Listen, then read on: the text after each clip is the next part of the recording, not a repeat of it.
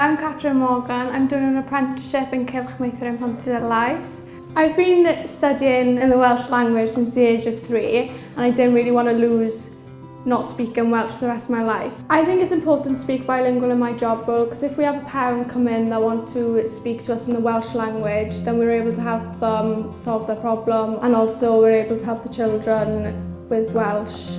I speak fluent Welsh, but I do struggle writing it a bit. And whereas where I can do the course in Welsh, but then I can do the actual coursework in English, I find it good. Catrin came on work experience here with us just before the summer.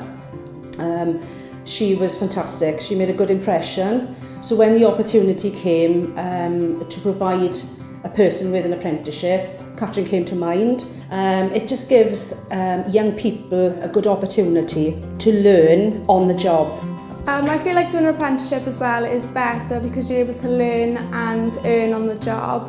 It is the best decision I've made because I'm able to progress my Welsh and I'm able to help people then get into the Welsh language and I'm able to promote the Welsh language to people who's thinking of doing apprenticeships in bilingual.